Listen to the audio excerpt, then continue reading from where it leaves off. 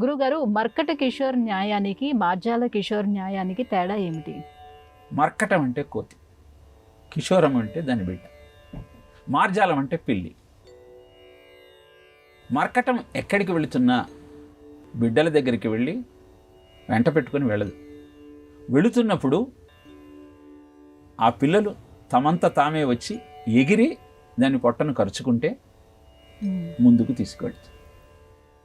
ఇలా బిడ్డల యొక్క విద్యుక్త ధర్మాన్ని అవి గుర్తించాలన్న ఆలోచనతో, స్వయం నిర్ణయాధికారం వాటిలో పెరగాలన్న ఆలోచనతో ఏ తల్లిదండ్రులైతే సంచరిస్తారో వారు మార్జాల కిషోర న్యాయాన్ని అవలంబిస్తున్నారు.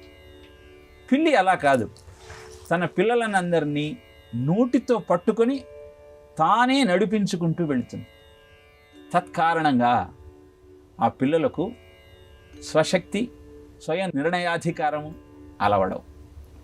ఇలా పిల్లలకు అవసరమైన విజ్ఞానాన్ని అందిస్తూ, వాళ్ళ పనులు వాళ్లే చేసుకోగలిగిన నేర్పును కలిగిస్తూ వారి జీవితాన్ని సరిదిద్దగలిగితే అది మర్కట కిషోర న్యాయాన్ని మనం అవలంబిస్తున్నట్టు.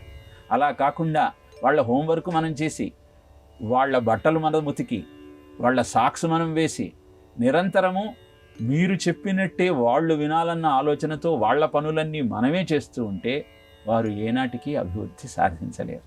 అదే మర్కట కిషోర న్యాయానికి, మార్జాల కిషోర న్యాయానికి ఉన్నటువంటి తేడా.